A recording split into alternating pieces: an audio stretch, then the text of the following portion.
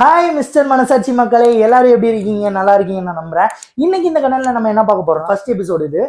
என்ன மாதிரி கண்டென்ட்ரா பரணி அப்படின்னு கேக்குறீங்களா?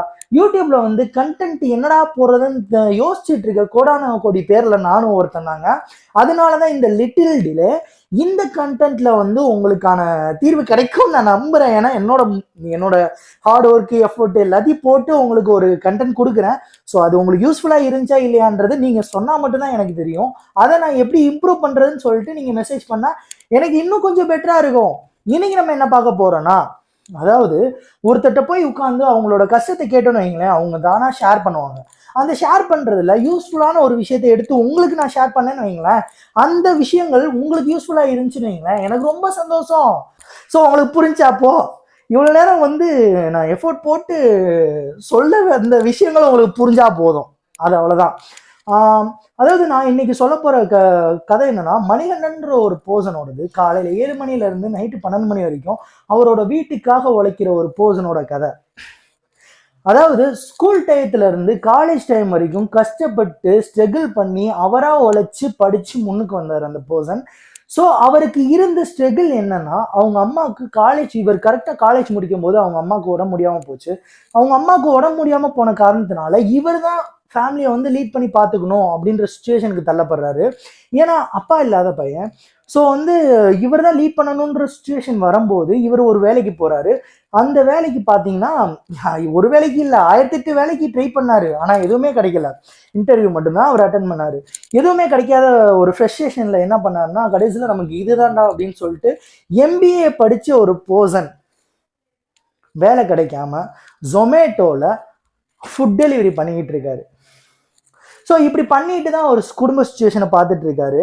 இன்னும் பார்த்துட்டு இருக்காரு, நல்லா தான் இருக்காரு போர்சன். ஆனால் என்னன்னா, அவருக்கு ஒரு கவலை என்னன்னா, இப்போ இருக்க சுச்சுவேஷன்ல வந்து காம்படிஷன் வந்து ரொம்ப ஹெவியாயிடுச்சு.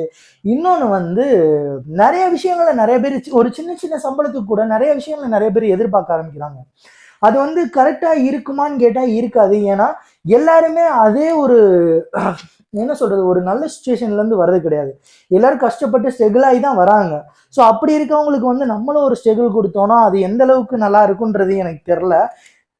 இதை யாராச்சும் ஒரு முதலாளி பார்த்துட்டு இருந்தீங்கன்னா, கஷ்டப்படுற பையனுக்கு அவனுக்கு வந்து ஒரு நல்ல பேக்ரவுண்ட் இருக்கா அப்படின்றத பார்க்காம அவனுக்கு ஒரு நல்ல நாலேஜ் இருக்கான்னு பார்த்து மட்டும் கொடுத்தீங்கன்னா எனக்கு கொஞ்சம் சந்தோஷமா இருக்கும். எனக்கு மட்டும் இல்லை, வேலை பார்க்குற அவரும் சந்தோஷமா வேலை பார்ப்பாரு, உங்களுக்காக உண்மையா வேலை பார்ப்பாரு. ஸோ இந்த மாதிரி வந்து அதுதான் அந்த கஷ்டத்துல இருந்து இவர் வந்து இவ்வளவு தூரம் வந்து ஃபேமிலியை ரன் பண்ணி இழுத்துட்டு இருக்காரு. பட் அவரோட கொஸ்டின் என்னன்னா, இதுக்கு மேல நம்ம என்ன பண்ண போறோம் அப்படின்ற பயம் அவருக்குள்ள அதிகமாகுது நாளுக்கு நாள். அதாவது அடுத்த நிமிஷம் நிலையில்லாத வாழ்க்கையில அடுத்து நம்ம என்னடா பண்ண போறோம்ன்ற ஒரு பயம் அதிகமாகுது. ஸோ அப்போ வந்து அவர் டிசிஷன் எடுக்க வேண்டிய ஒரு சுச்சுவேஷன்ல இருந்து அவர் என்கிட்ட கேட்டாரு, என்ன மாதிரி டிசிஷன்னா, அதாவது இப்படி நான் வந்து இதே மாதிரி என் வாழ்க்கையை ஓடிட்டே இருக்கு, அதுக்கு நான் என்ன பண்றதுன்னு எனக்கு தெரியல. ஸோ இந்த மாதிரி பிரச்சனை வந்து எனக்கு மட்டும் இல்லை, நிறைய இளைஞர்களுக்கு இருக்கு. ஸோ வந்து நீங்க சொல்ல வேண்டிய ஒரே ஒரு விஷயம், யாரும் வந்து பயப்பட வேணாம்னு சொல்லுங்க. ஏன்னா இன்னைக்கு நான் காலையில 7 மணில இருந்து 12 மணி வரைக்கும் நான் தைரியமா பயமே இல்லாம உழைக்கிறேன்னா, இதே விஷயத்த என்னோட திறமையில போட்டிருந்தேன்னா கண்டிப்பா சக்சஸ் பண்ணியிருப்பேன். ஸோ இந்த விஷயங்கள் வந்து நம்மளே சொல்லிக்க வேண்டிய ஒரு விஷயங்கள் அப்படின்னு சொல்லி ஷேர் பண்ணியிருந்தது. அந்த விஷயங்களை தான் உங்கள்கிட்ட ஷேர் பண்ண நினைச்சிட்டேன், ஷேர் பண்ணிட்டேன். இந்த கதை மூலியமா இந்த கதையில உங்களுக்கு ஏதாச்சும் ஒரு விஷயம் யூஸ்ஃபுல்லா இருந்துச்சுன்னா அதுவே என்னோட சக்சஸ் தான். ஸோ இதுக்கப்புறம் உங்களோட வாய்ஸ் நோட் நீங்க கொடுக்கணும்னு நினைச்சீங்கன்னா என்னோட மெயிலை வந்து நான் கீழே டேக் பண்றேன். ஸோ அந்த மெயில் ஐடிக்கு வந்து உங்களோட வாய்ஸ் நோட் போட்டு விடுங்க, கண்டிப்பா போட்டு விடுங்க. கண்டிப்பா அதுக்கான ஸ்டோரியை வந்து நான் அடுத்த வீடியோல உங்களுக்கு வந்து லைவா அப்டேட் பண்றேன். உங்களோட ஸ்டோரி யாருக்காச்சும் யூஸ்ஃபுல்லா இருந்துச்சுன்னா அவங்களும் அந்த மாதிரி பண்ணாங்கன்னா அவங்களுக்கும் யூஸ்ஃபுல்லாக இருக்கும். ஸோ இந்த மாதிரியே நம்ம வந்து நம்மளோட சர்க்குலேஷனை வெயிட் பண்ணிட்டே போவோம்.